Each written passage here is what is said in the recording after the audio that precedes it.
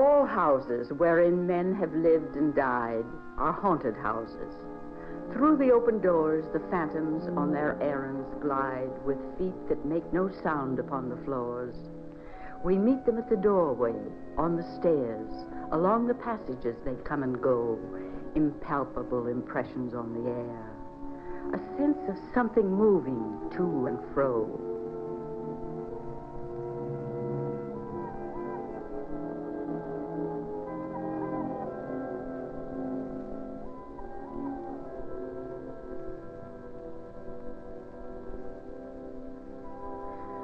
This is Mrs. Winchester's house, a house that has stood for over 70 years, a house shrouded in mystery and speculation, a house that has been the source of one of the most unusual legends in California history.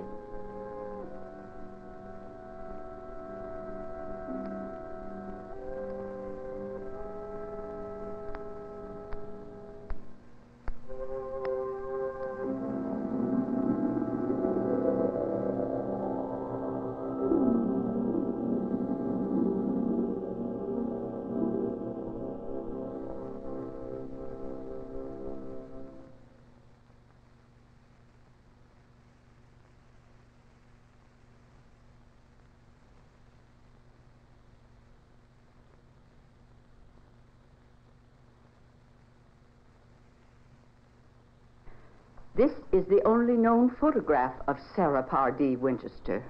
It shows her as a tragic, lonely old woman. But back in 1861, she was a lovely young woman, considered by many the luckiest girl in New Haven. Sarah Pardee had just married William Wirt Winchester, the eldest son of Oliver Winchester, founder and president of the Winchester Repeating Arms Company and lieutenant governor of Connecticut. Because of the Civil War, the rifle works occupied most of William's time and energy. But as was fitting for a Winchester, he did find time to build a large red stone house in this elegant neighborhood on Prospect Street. It was to these surroundings that William brought his new bride, and Sarah soon settled down to a life of happy married contentment. As the Civil War continued, Sarah would watch the arms factory working day and night from the balconies that run across the back of her new home. She looked forward to the day when the war would end and she would have more time with her husband.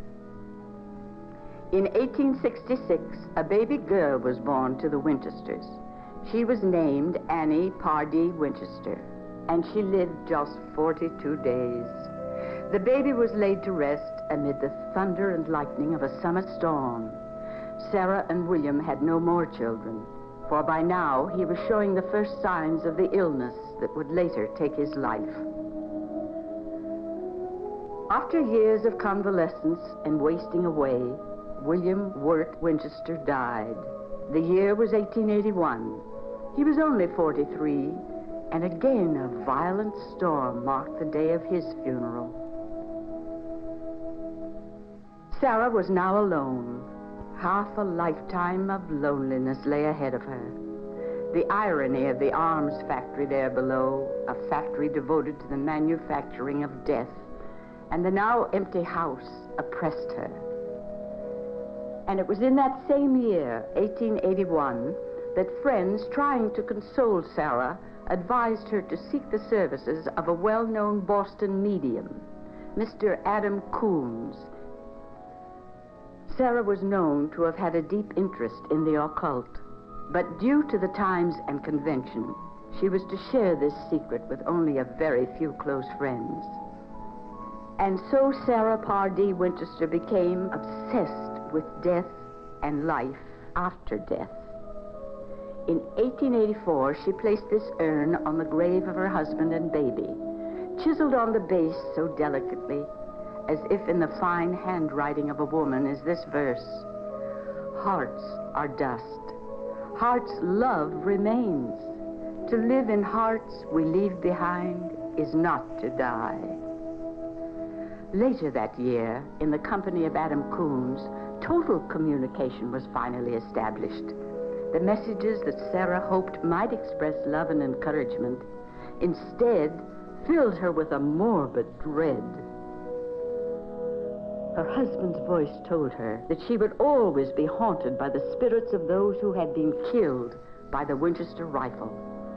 These spirits had also decreed that the Winchester family must provide them with a final resting place. He now instructed her to placate them by building a structure that would never be completed, a house to which rooms would constantly be added to provide shelter for the ever-increasing number of Winchester rifle victims. Finally, he told her that by doing what he had prescribed, she would gain immortality. To escape the thunder and lightning she was so deadly afraid of, Sarah traveled west to the rich Santa Clara Valley of California. It was here on the outskirts of the rural farming community of San Jose that she purchased 44 acres of land and the 8-room house that was then under construction. The townspeople of San Jose watched wagon load after wagon load of building materials wend their way along the dusty roads on their way to the house on the edge of town. The tiny woman, always heavily veiled and dressed in black as if in mourning, could be seen talking to the architect and one of the carpenters. But she kept to herself, and no one paid much attention to either her or her house, except for a few busybodies who came to stare. The work on the house progressed steadily. The carpenters and masons worked day and night on construction that would continue unabated for years to come. Soon gossip spread throughout San Jose that Mrs. Winchester had fired her architect. But the eternal building continued, only now Mrs. Winchester was providing the designs and sketches for the carpenters. Mrs. Winchester's house was becoming a topic of conversation. Actually, there was nothing unusual in the design. It was of the customary Victorian style, much the same as the mansion the Winchesters had built in New Haven, and similar to the ones owned by the leading citizens of San Jose. But there was a difference. The difference was not in outward appearance. It was in the size.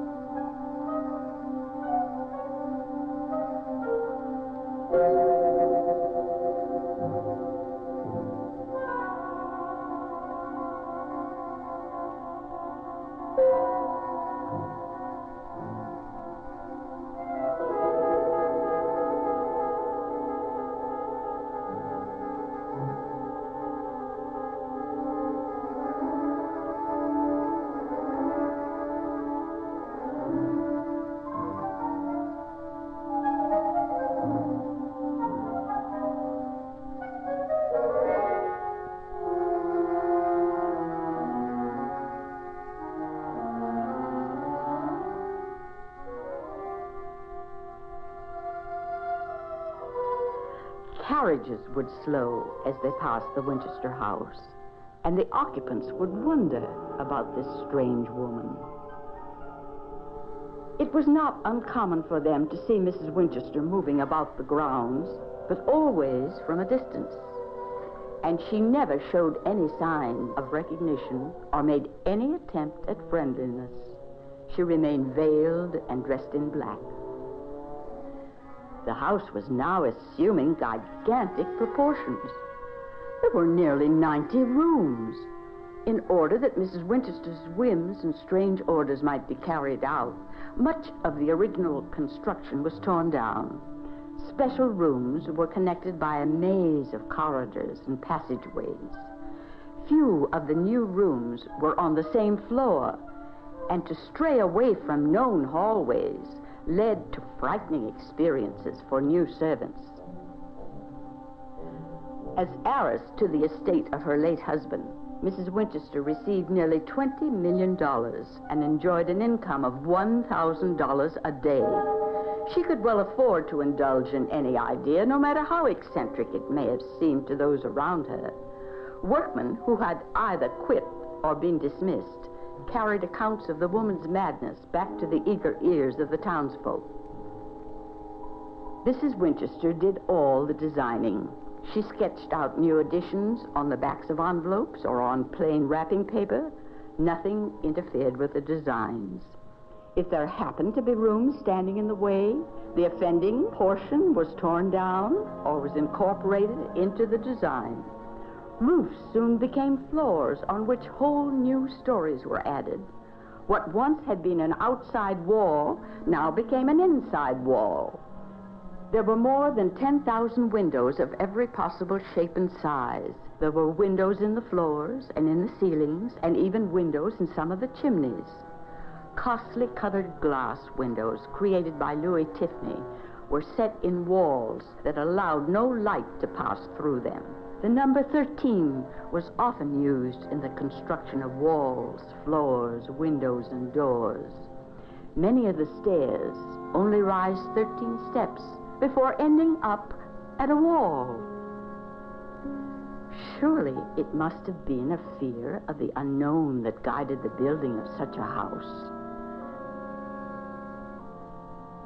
By the turn of the century, Sarah's house had engulfed many of the original outbuildings, barns, and stables.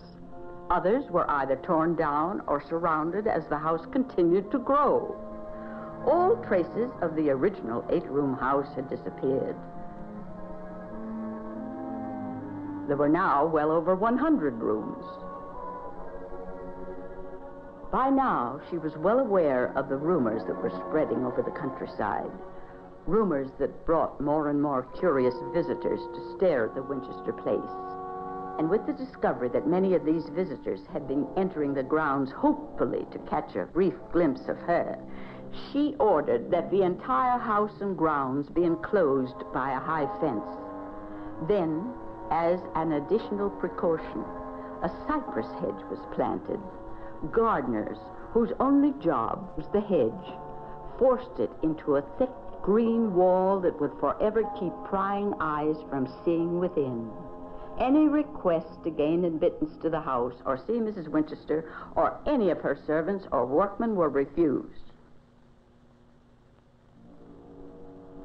By 1904, Mrs. Winchester had withdrawn to such a degree that she no longer dealt directly with the servants or workmen. A niece, Margaret Marion, was now living with the widow, and it was through her that orders were transmitted.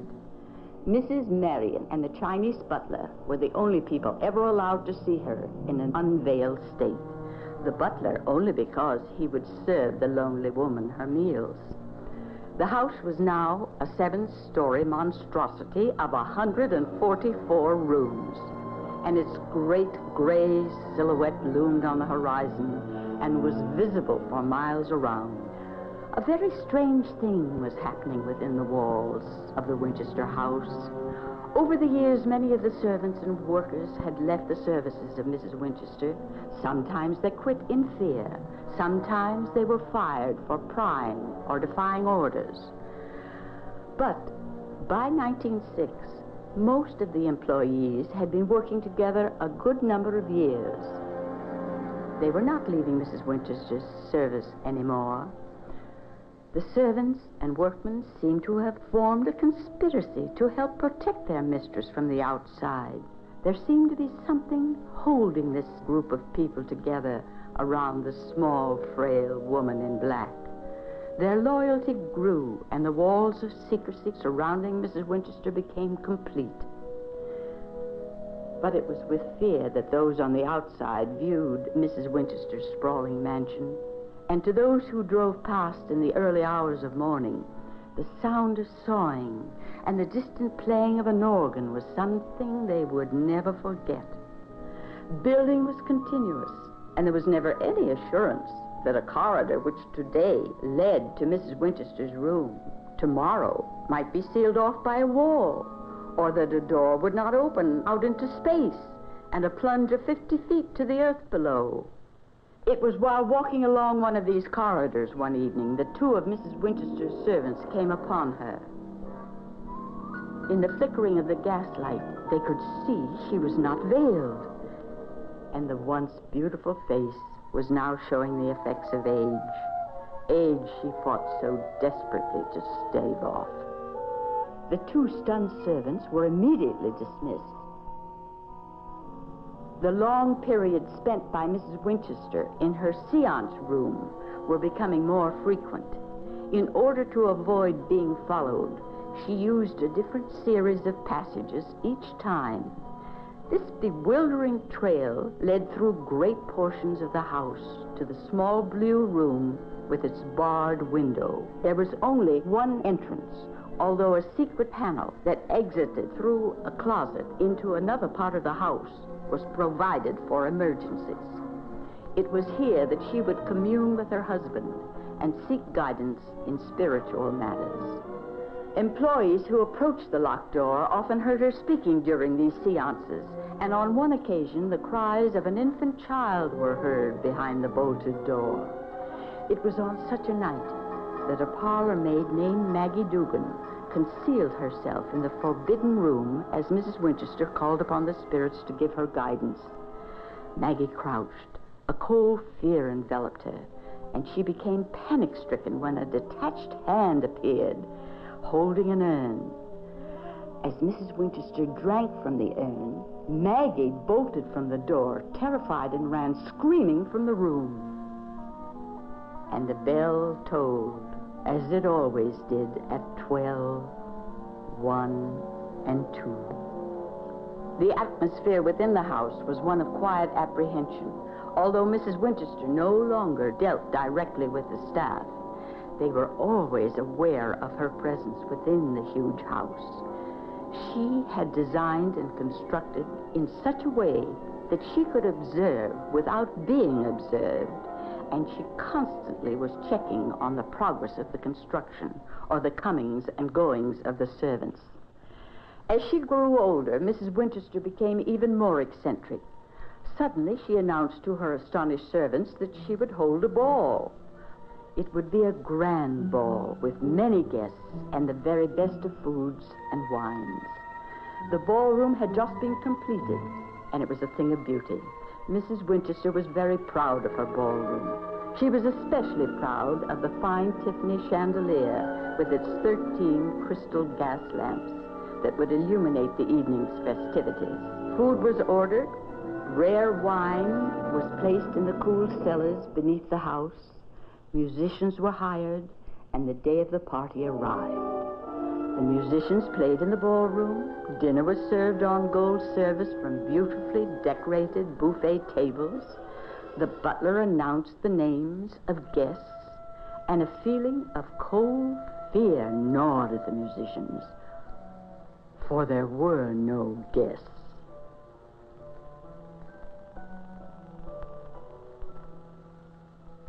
The musicians fled at 2 in the morning, leaving Mrs. Winchester still standing in the ballroom. They never returned. It was the first and last entertainment to be held in the lovely room.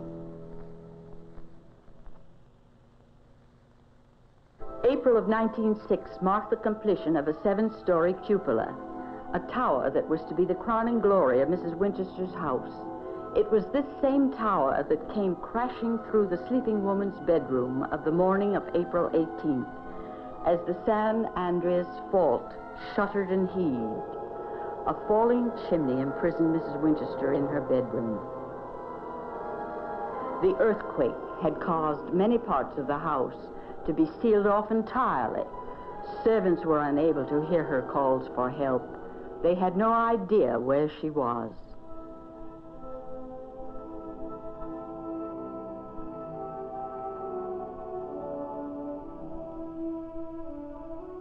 It was hours later when a maid found Mrs. Winchester amid the rubble of her once beautiful bedroom.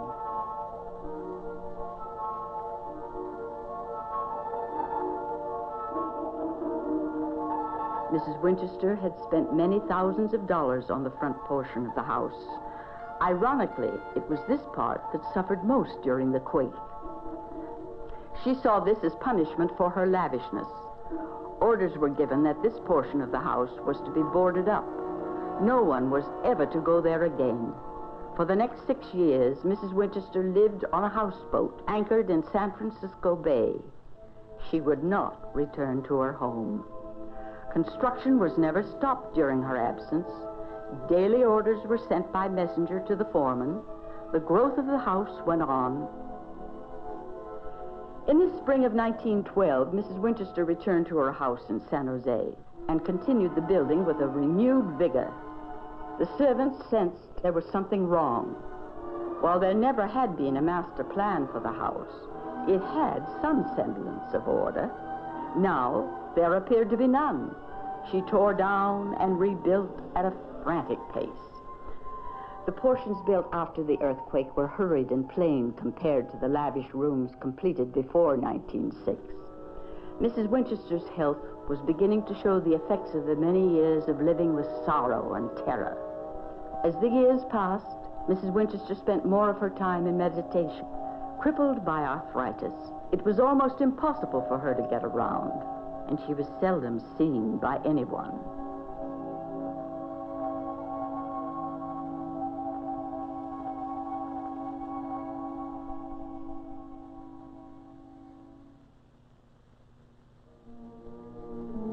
It was the evening of September 4th, 1922, that the crew of carpenters stopped work to enjoy a short game of cards and sample some of Mrs. Winchester's fine whiskey. They hadn't seen her in many months now and weren't even sure if she was still in the house. Work stopped and the game began. The following morning, Margaret Marion went to Mrs. Winchester's room, as was her custom at the beginning of the day. The house was unusually quiet. There was no sound of construction, although the men had been given their orders for the day. A knock on the bedroom door brought no reply. Mrs. Marion entered. Sarah Pardee Winchester had died quietly during the night. Mrs. Winchester was dead, but the legends about her house had only begun to grow.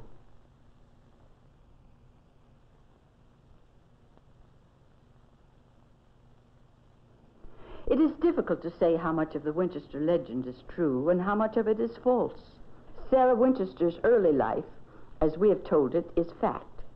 Most historical traces have been wiped out of New Haven, and it's almost as if she and William and the baby had never existed there at all. But after she moved to San Jose, the truth becomes so tangled with the legend, with rumor, gossip, and fantasy, that it is hard to be sure at all. As Sarah became more and more of a recluse, she spent more time building on her house, and the stories about her grew almost as fast as the house itself. Part of her withdrawal from the world may have been caused by worsening arthritis. Even in the early days, she rarely left her carriage. Later, merchants brought goods to the window of her violet-pierced arrow for her to choose from. Eventually, wares were brought to her house, as she no longer ventured forth. Strange as she seemed, Sarah was loved and protected by her faithful servants and her workmen. She paid them handsomely and kept them working through good times and bad. She was known as a cultured and refined woman who spoke 4 languages and had a deep appreciation of music and the arts.